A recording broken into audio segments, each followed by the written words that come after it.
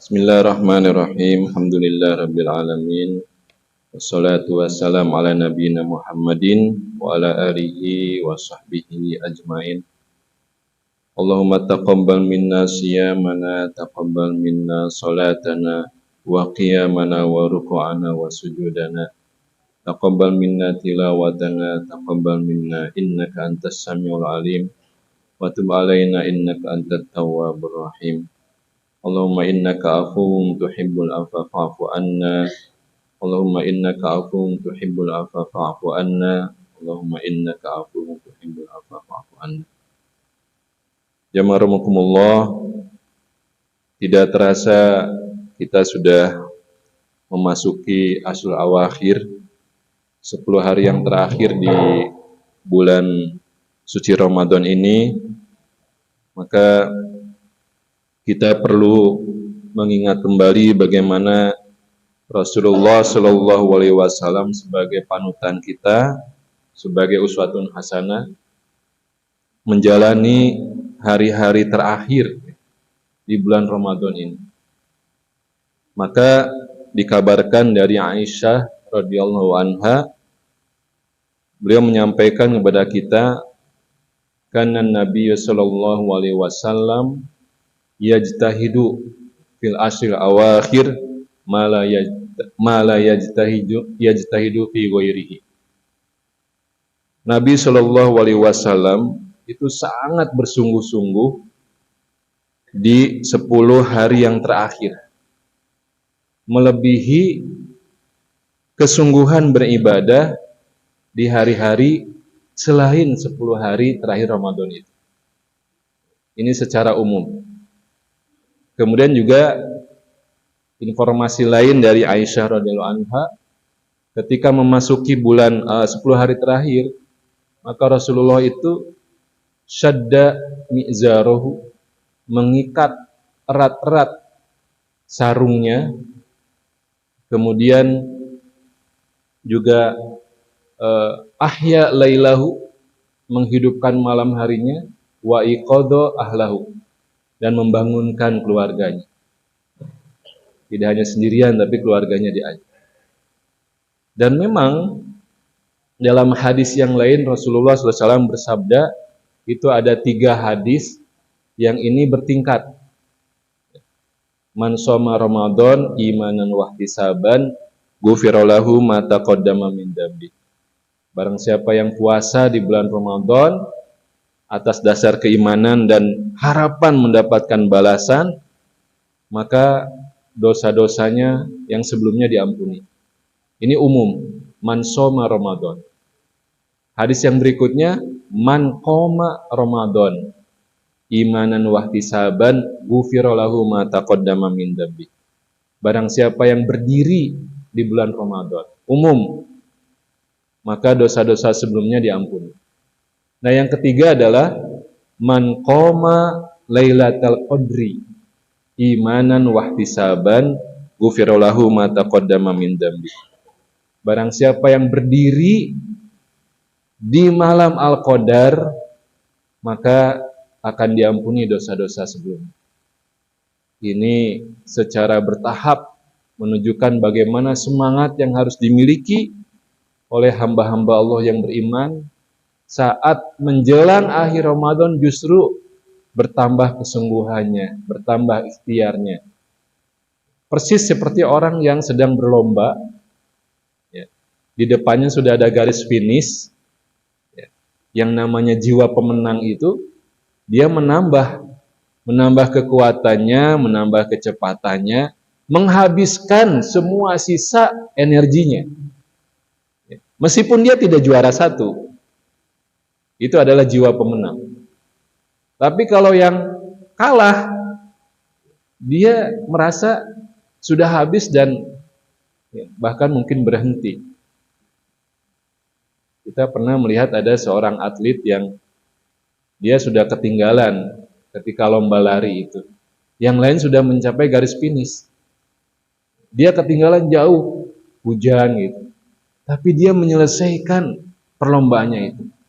Dan justru orang inilah, atlet inilah yang mendapatkan applause. Semua penonton di stadion itu berdiri, menyemangati, menyentuh. Inilah jiwa pemenang. Ketika sudah kelihatan garis finish, dia menghabiskan semua sisa kekuatannya. Dihabiskan. Bisa kebayang, untuk perlombaan duniawi saja seperti itu. Maka apalagi ya, untuk sebuah ya, hadiah kemenangan di bulan yang penuh dengan kemuliaan ini, apalagi 10 hari terakhir di situ ada malam Al-Qadar, Lailatul Qadar. Nah, jamaah rahimakumullah, saya ingin menyampaikan tips atau langkah-langkah yang bersifat aplikatif ya. Ini sebagian sudah kita ketahui, maka kita kuatkan lagi, mungkin sebagian lagi belum kita ketahui. Supaya 10 hari terakhir ini betul-betul kita maksimalkan. Nah, pertama jamaah rahimakumullah, yang harus kita lakukan adalah menghindarkan diri dari dosa-dosa di hari itu. Karena kita kan ingin menghidupkan malam hari, bisa diberikan kekuatan oleh Allah, ya, bisa melawan rasa ngantuk, bisa kuat duduk lama-lama di masjid, bisa kuat lama-lama ikut sholat. Ya. Nah, ini sangat ditentukan bukan masalah usia, bukan masalah masih jag-jag gitu, enggak.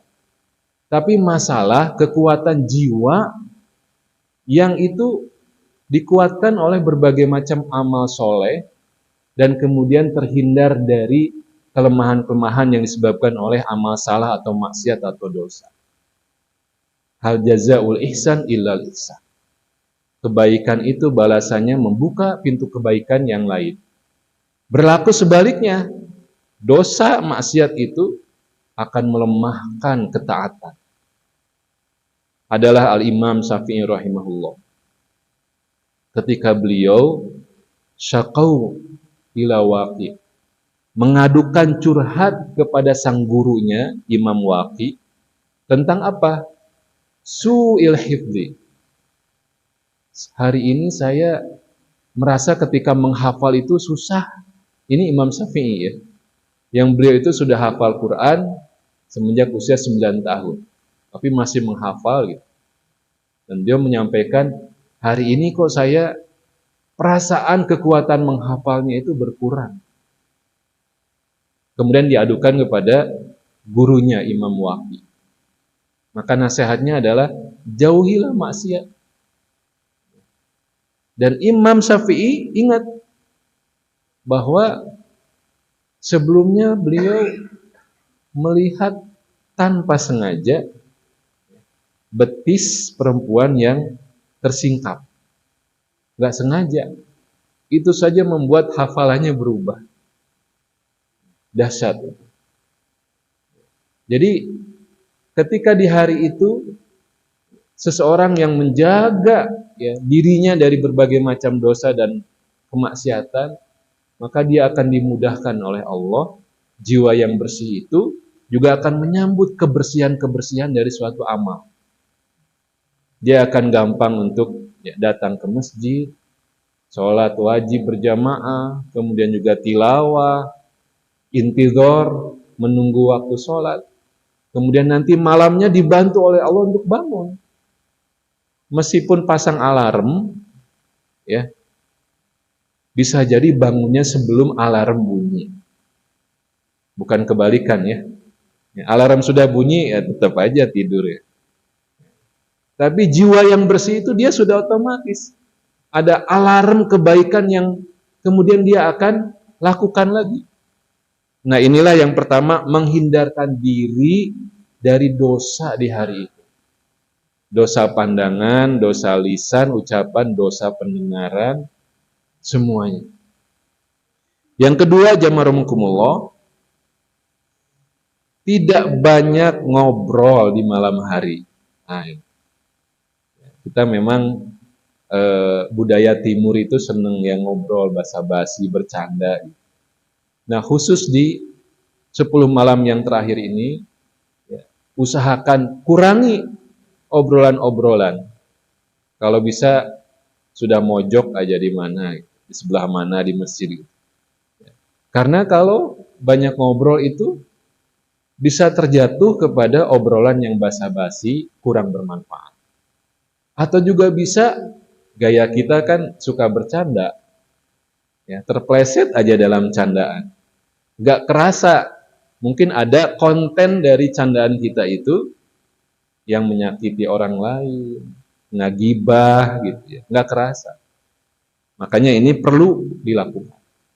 Kalau biasa di tiang yang ini, misalnya ketemu siapa yang sudah lama gitu, udah deket gitu ngobrol, ya, pindah ke tiang sebelah sini, ya. Atau sudah mengambil posisi depan dinding, ya, ya itu. Kalau belum paham semuanya gitu. Tapi kalau semuanya sudah paham, betapa tingginya nilai malam-malam terakhir ini, itu meskipun berdekatan nggak akan banyak ngobrol. Kalau sama-sama paham. Gitu. Makanya itikaf itu paling nyaman, itu mencari tempat yang kita jadi asing di tempat itu. Kecuali ketua DKM dan reng-rengannya, ya nggak mungkin ya keluar dari masjid. Ya, tapi kalau semua paham, insya Allah nggak jadi masalah di tempat yang sama, di masjid yang sama, itikaf sama-sama, nggak akan jadi masalah. Ini yang kedua ya, tidak banyak ngobrol di malam hari. Yang ketiga, jamaah rahimakumullah, usahakan untuk sholat isya dan sholat subuh berjamaah di masjid. Karena dalam satu hadis, seorang yang sholat isya berjamaah di masjid, itu senilai separuh atau setengah malam. Jadi barang siapa yang sholat isya berjamaah, itu sama dengan dia sedang sholat setengah malam. Yang dimaksud malam itu mulai dari ba'da maghrib ya, bukan dari ba'da isya, ba'da maghrib. Ya. Makanya hati-hati kebiasaan kita untuk bahagia mendengar kumandang adzan maghrib, ya, kemudian ya segala macam itu dimakan, ya, kemudian nyantai dulu, nggak kerasa ngong adzan isya, gitu. Wah kita belum siap-siap, belum wudhu dan sebagainya. Nah, ayo 10 hari terakhir ini kita lebih efisienkan waktu, begitu buka langsung jejit apa balik lagi ke masjid. Usahakan isya sudah, sebelum isya sudah ada di masjid. Itu aman ya. Kemudian subuh juga begitu. Barang siapa yang isyanya berjamaah, subuhnya berjamaah, itu ibarat sholat sepanjang malam. Subhanallah. Belum bicara taraweh, belum bicara qiyamul lail tahajudnya. Menjaga subuh dan isya berjamaah. Jangan kelewat ya. Ini 10 hari terakhir. Kemudian yang keempat, sholat malam diperbanyak. Ya. Sholat malam diperbanyak. Kalau bisa sholat tarawehnya full, ikut dengan imam. Sholat tarawehnya full, ikut dengan imam. Makanya bagi pengejar orang-orang yang menginginkan Lailatul Qadar, justru tarawehnya itu semakin semangat di 10 hari terakhir. Kalaupun nanti ada tambahan, ya, misalnya malamnya itu ada sholat tahajud berjamaah, ikut juga. Tidak mesti mengejar agenda pribadi. Karena itu juga bagian dari ya, peluang lebih besar untuk mendapatkan pahala Lailatul Qadar. Kemudian jamaah rahimakumullah, yang kelima ya, adalah membaca Al-Quran lebih banyak. Lebih banyak ya, ini kata kuncinya. Karena kalau kita melihat bagaimana contoh salafuna soleh kita, orang-orang soleh sebelum kita, itu jauh. Kita nggak mungkin ngejar gitu. Ya. Ada seorang yang dalam satu malam di 10 malam terakhir, itu hatam. Setiap malamnya hatam.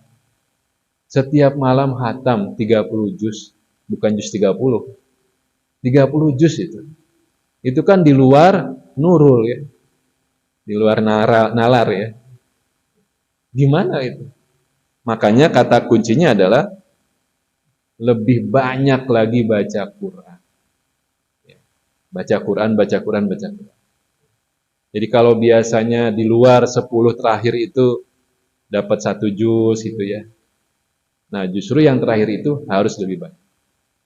Ibu-ibu, bapak-bapak yang sudah hatam tadarusan, biasanya hari ke-15 gitu ya. Sudah hatam, nah justru harus lebih semangat lagi. Kalau hatam itu jama'i, berjamaah, nah ini sendirian. Usahakan. Bahkan ada ukuran-ukuran yang mungkin bisa kita kejar. 3 hari hatam. Atau selama 10 hari itu hatam. Jadi seharinya 3 juz, 3 juz, 3 juz. Dan insya Allah terjangkau. Ya. Karena Al-Quran ini mukjizat. Mukjizat itu sesuatu yang nggak bisa dilogikakan. Kalau kita hitung, kayaknya saya ini udah lutut ditekuk sakit. Kayaknya punggung juga nggak kuat gitu, lama-lama duduk. Menurut perhitungan dan pengalaman pribadi, itu paling lama 1 jam lah kuat duduk. Jangan hitung-hitungan itu ya kita pakai untuk urusan Quran. Quran mukjizat. Jadi akan banyak ya pengalaman bagaimana bersama Quran itu mendapatkan kekuatan yang lebih banyak. Ya. Tahu-tahu ya, sudah 2 juz misalnya. Ternyata lebih dari 3 juz itu. Ya. Nah ini mari kita tingkatkan untuk membaca Quran lebih banyak di malam hari. Termasuk ini menghindarkan diri kita dari obrolan-obrolan. Kan nggak enak kalau sedang tilawah kemudian dijauh gitu, ditoel, diajak ngobrol. Tapi kalau kitanya sedang ngelamun, nah itu baru peluang diajak ngobrolnya besar ya. Kemudian yang keenam, jamaah rahimakumullah, lebih sering membaca doa. Aisyah radhiyallahu anha bertanya kepada Rasulullah SAW, ya Rasulullah, apa yang harus saya lakukan ketika bertemu dengan Lailatul Qadar? Maka kata Rasulullah, baca doa. Doa apa? Allahumma innaka afuwun tuhibbul afwa fa'fu anni. Hafal Pak? Subhanallah. Rasulullah itu baik banget. Ya. Coba kalau Aisyah bertanya, kemudian Rasulullah mengajarkan doa yang 15 halaman. Aduh, kumaha ya. Ini kehebatan Rasulullah dan sayangnya Rasulullah kepada kita umat. Doa yang paling baik itu adalah doa yang komprehensif. Doa yang mengumpulkan semua kebaikan dalam satu kalimat yang pendek. Makanya jangan main-main dengan doa sapu jagat. Rabbana atina fid dunya hasanah wa fil akhirati hasanah. Hafal? Hafal. Ini doa sapu jagat yang pendek merangkum semua permintaan kebaikan dunia dan akhirat. Tapi bacanya jangan datar, nggak ada perasaan, ya, nggak ada penghayatan. Baca dengan penghayatan. Ya Allah, saya butuh kebaikan. Anak saya mau sekolah. Itu masuk dalam Robbana atina fid dunya hasanah. Bayangkan gitu, semua kebaikan-kebaikan yang kita harapkan itu include masuk dalam doa sapu jagat. Nah ini doa Allahumma innaka afuwun tuhibbul afwa fa'fu anni. Ini juga merangkum semua yang kita butuhkan, ya. Yang kalau itu diberikan oleh Allah, selesai semua urusan. Kenapa itu yang diminta? Kemarin kita sudah bahas tentang kriteria ciri-ciri orang bertakwa itu wal afina anin nas, yang bersih. Orang yang sudah bersih mendapatkan penghapusan dosa itu akan terbebas dari kengerian episode-episode di hari akhirat. Illa man atallaha biqalbin salim. Jadi orang yang datang membawa qalbun salim, hati yang bersih, itu dia akan diamankan semuanya. Dalam perjalanan ya, kematiannya, kemudian di alam barzakh, di alam kuburnya, dibangkitkan, nanti dihisab, asyirat, sampai menuju surga. Illa man atallaha biqalbin salim. Jadi ini doa yang merangkum semua yang kita butuhkan untuk keselamatan dunia dan akhirat. Allahumma innaka afuwun tuhibbul afwa fa'fu anni. Ya Allah, innaka afuwun. Sesungguhnya engkau itu maha pemaaf, maha penghapus dosa. Tuhibbul afwa. Engkau mencintai ya, al-afwa, pemaafan, penghapusan dosa itu. Fa'fu anni. Maka ya Allah, ampunilah, hapuskanlah dosa-dosa. Itu kan simple. Kita langsung hafal. Nah, itu perbanyak doa itu ya saat 10 hari terakhir di bulan Ramadan. Karena kita tidak tahu malam keberapa Lailatul Qadar. Kalau kita baca semua referensi itu nggak ada yang memastikan malam ke-27 gitu. Meskipun ada dalil-dalilnya. Ya. Kita nggak tahu pasti kapan Lailatul Qadar itu. Bisa jadi tadi malam ke-21. Ya. Karena ini ada ibrohnya, ada pelajarannya. Supaya orang itu semangatnya full 10 hari terakhir itu. Kebayang kalau Lailatul Qadar itu sudah pasti di malam ke-27. Udah nanti aja lah nunggu malam ke-27. Ini bisa nggak muat masjid ini. Kalau sudah dikabarkan fix pasti malam 27. Sekaligus nanti menyeleksi siapa yang sungguh-sungguh kepengen mendapatkan Lailatul Qadar. Ya pasti setiap malam itu adalah malam ganjil.